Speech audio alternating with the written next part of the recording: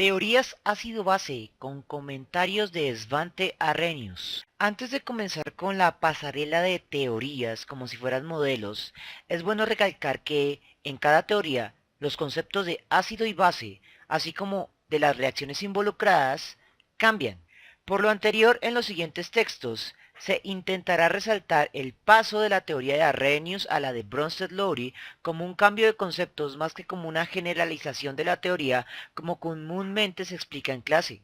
Las definiciones de los ácidos y bases en Arrhenius descansan mucho en la materialidad del objeto de estudio, refiriéndose a las cualidades de las sustancias, como el sabor, los cambios de color por medio de indicadores y las reacciones características como el ataque a metales. Los ácidos se caracterizan por el sabor típico ácido, como en los limones o el vinagre.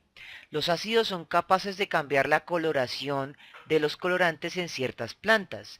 Esos colorantes fueron por lo tanto refinados y adicionados a tiritas de papel que sirven para indicar las características de un material como ácido o base, o en otras ocasiones como colorantes para las soluciones completas. El papel denominado tornasol, en inglés litmus, y su colorante activo es extraído de ciertos líquenes, especialmente los pertenecientes a la especie Rossella tinctoria.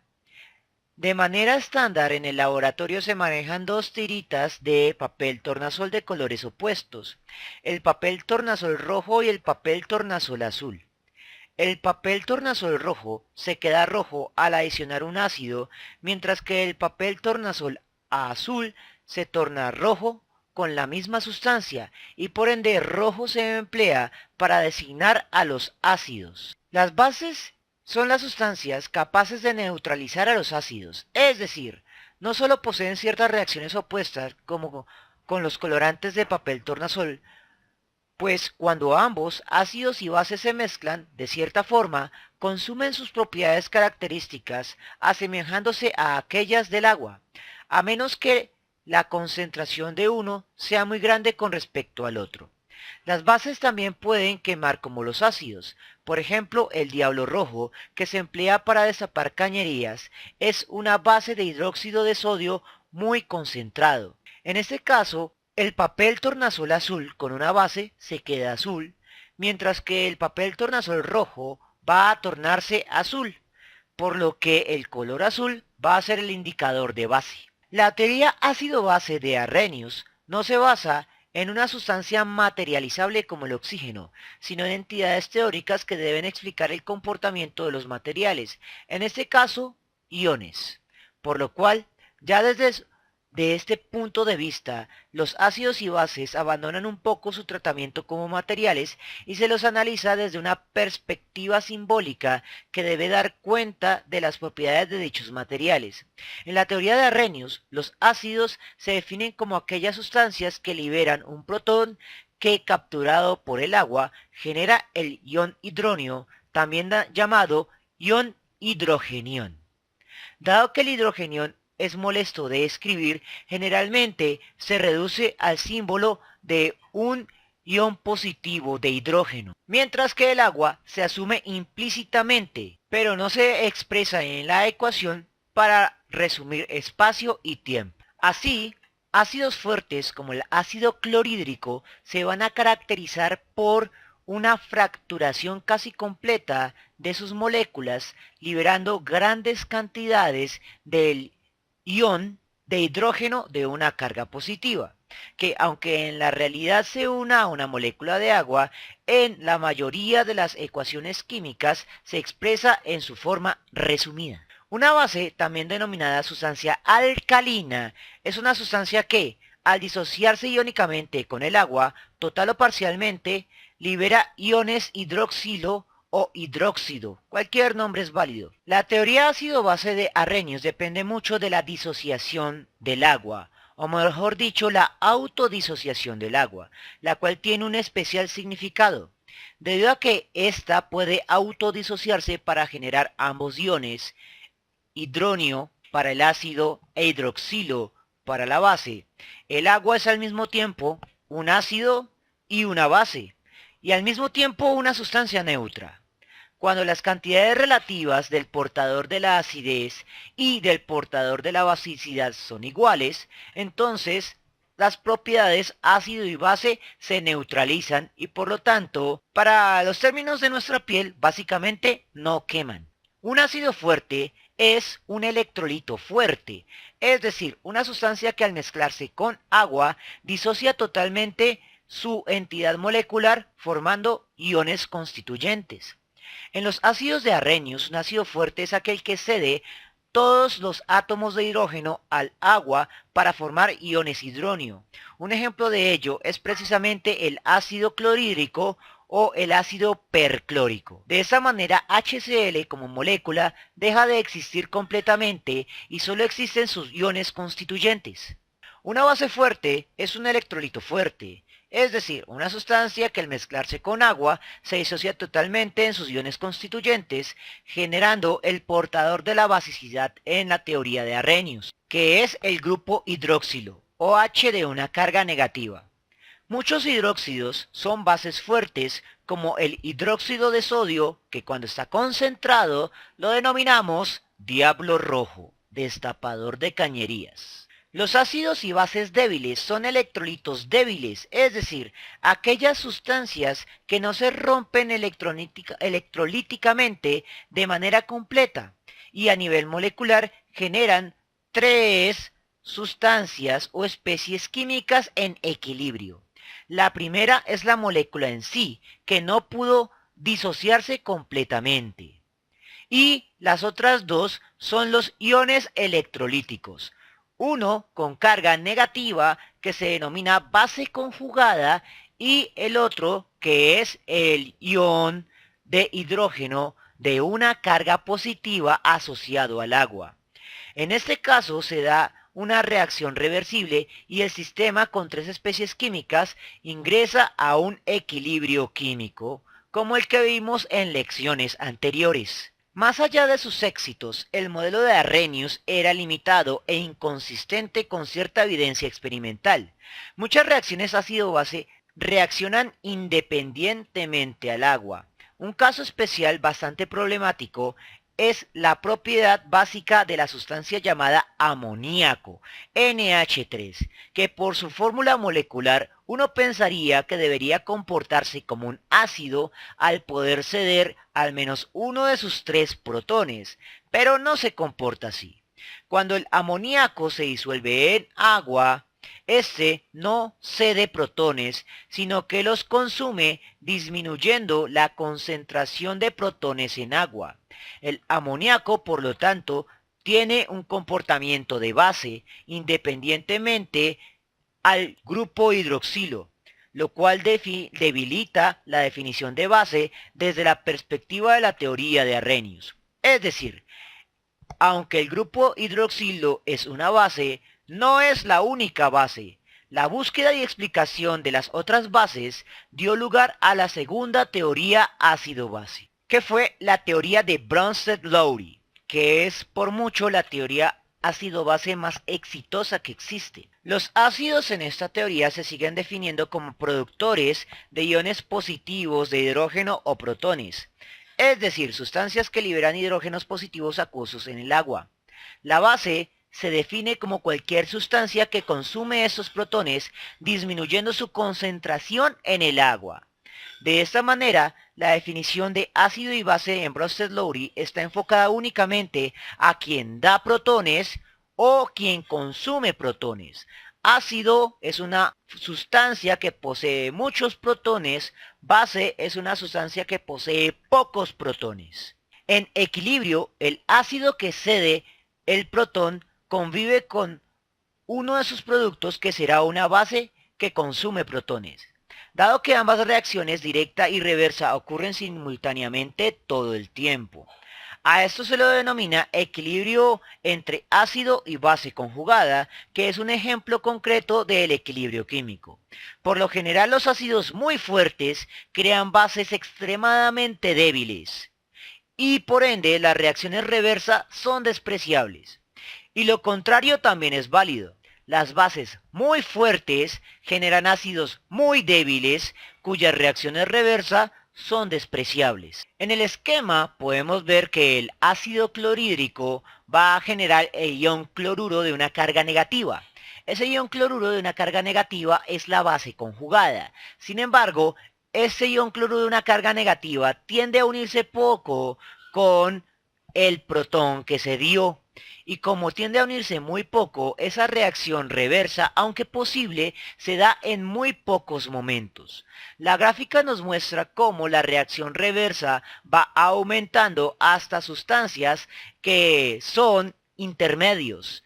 Son tanto ácidos débiles como bases débiles y en esos casos las tres sustancias conviven en la mezcla y al terminar el avance obtenemos las bases muy fuertes en las cuales la reacción que produce el ácido es despreciable. Gracias al conocimiento de la constante de disociación del agua pura, es posible calcular la concentración de iones hidroxilo y la concentración de iones hidrógeno de una carga positiva. Entonces, si la constante de disociación es igual a 10 a la menos 14 y sabemos que la concentración de iones hidrógeno y iones hidroxilo es igual, ya que una molécula de agua va a generar ambos iones, cada uno con un coeficiente estequiométrico de 1. Entonces podemos decir que la concentración molar del ion hidroxilo es igual a la concentración molar del ion de hidrógeno de una carga positiva. Por lo cual podemos simplificar ambas sus cantidades como la cantidad X. La cantidad X va a ser igual a la concentración de cualquiera de las dos sustancias. Si reemplazamos la cantidad X en la ecuación de equilibrio químico, vamos a obtener lo siguiente. Reemplazamos la concentración de iones de hidrógeno por X y la concentración de iones hidroxilo también por X. Ahora lo que debemos hacer es despejar X. Para esto vamos a multiplicar X por X y va a ser X elevado al cuadrado. Y para despejar la X de un X al cuadrado, sacamos raíz cuadrada a ambos lados de la expresión. Ahora, recuerde que la raíz cuadrada es como elevar a la potencia un medio, por lo que simplemente es operar las potencias. Cuando tengo una potencia elevada a otra potencia, numéricamente lo resolvemos como multiplicaciones. Entonces, 2 por un medio va a ser 2 medios. Y 2 medios es igual a 1. Y como el 1 no se escribe, me queda el X despejado. Posteriormente, menos 14 por un medio es menos 14 medios. 14 dividido entre 2 es 7. Por lo tanto, queda 10 a la menos 7. Eso implica que la cantidad desconocida X es igual a 10 a la menos 7.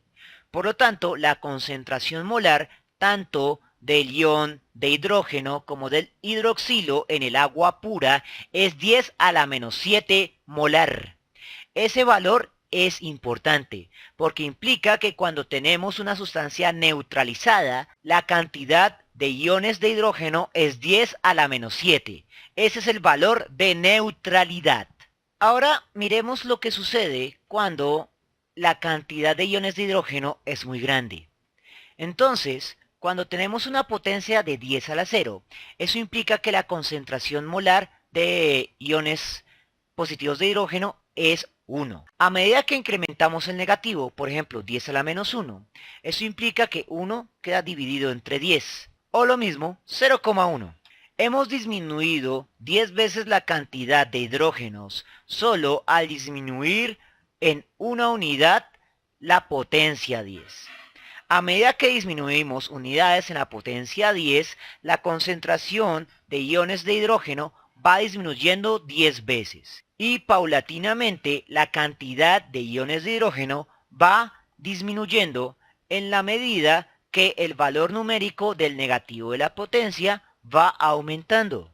Hasta que llegamos al punto 10 a la menos 7, que es el punto de neutralidad. Más allá del punto de neutralidad, la cantidad de iones de hidrógeno es realmente baja y se considera ya una sustancia básica.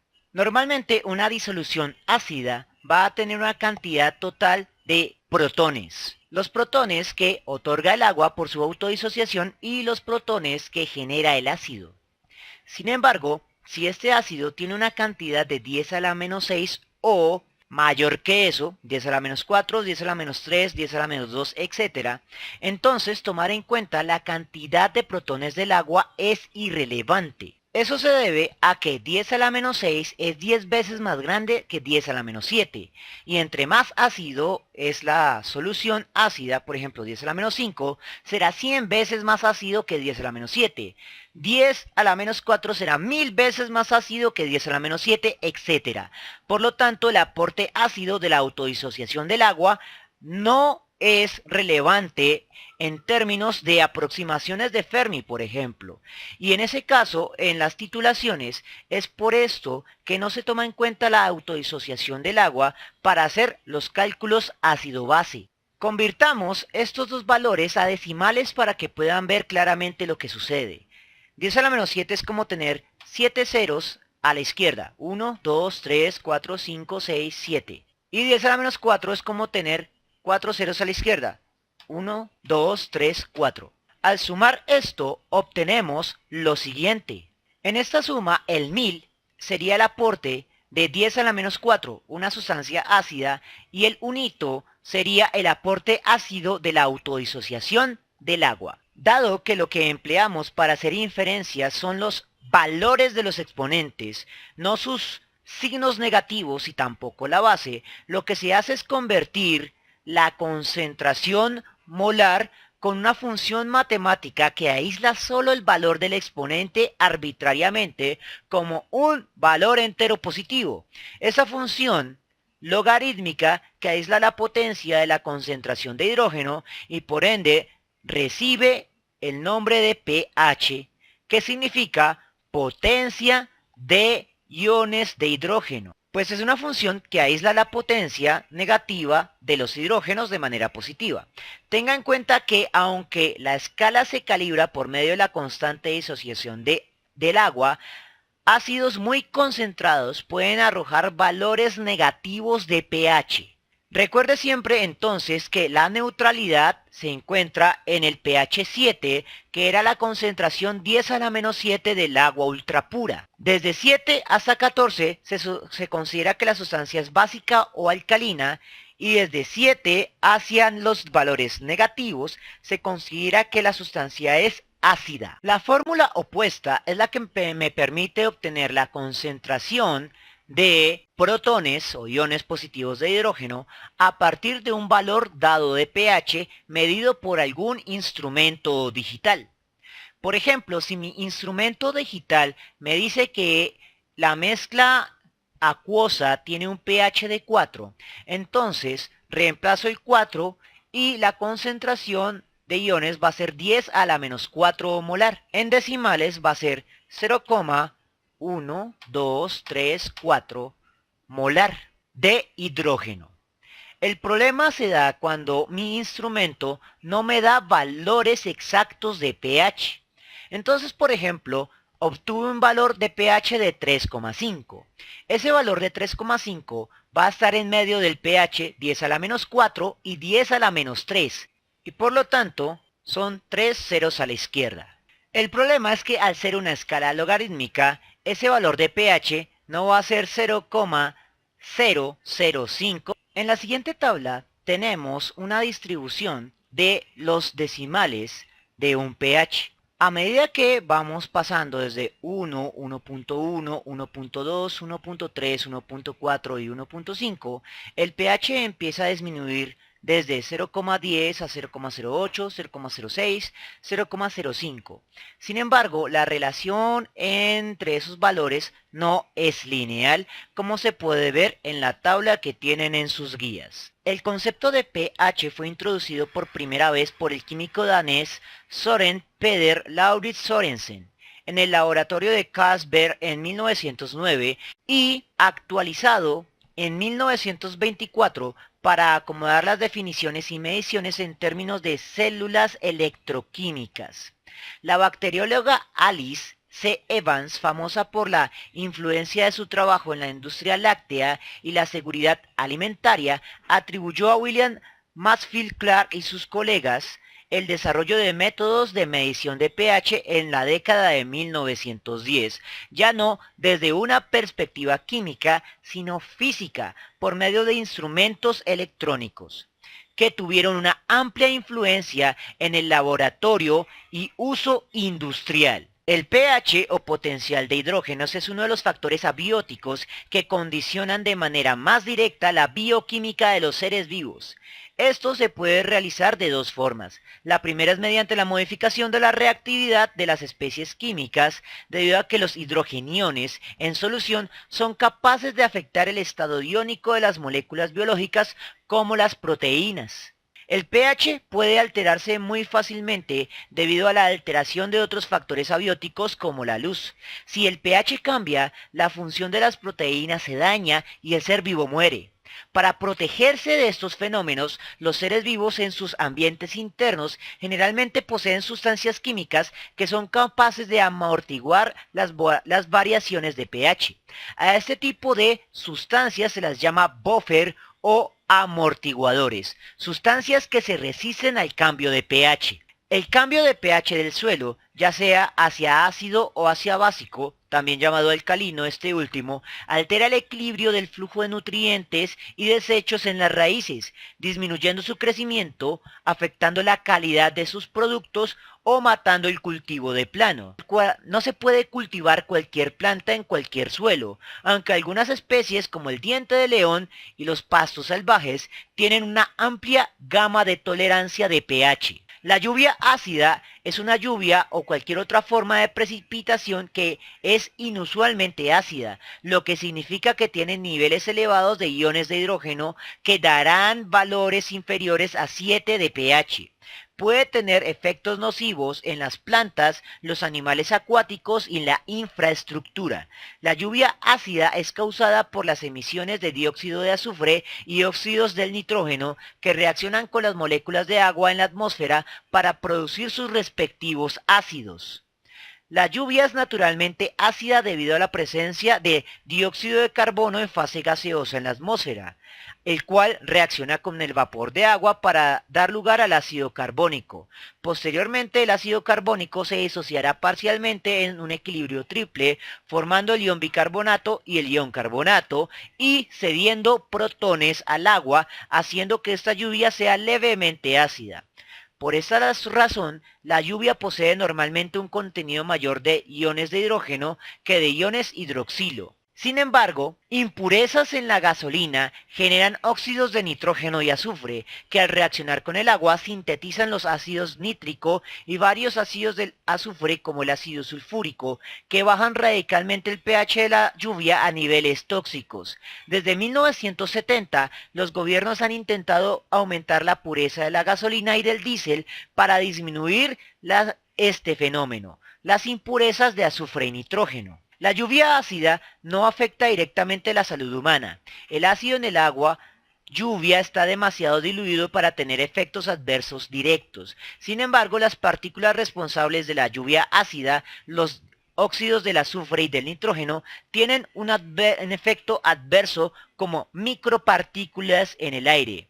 El aumento en la cantidad de estas micropartículas contribuye a problemas cardíacos, pulmonares, como el asma y la bronquitis, eso debido a que provocan una acidificación de la mucosa por las mismas reacciones que sintetizan los ácidos en la atmósfera. Finalmente, la última teoría ácido-base, la teoría de Lewis, propone que el portador de la definición de acidez no es el hidrógeno, sino cualquier sustancia con carga iónica positiva, o más exactamente, sustancias que tienen la tendencia a atraer a moléculas con cargas negativas reales o parciales.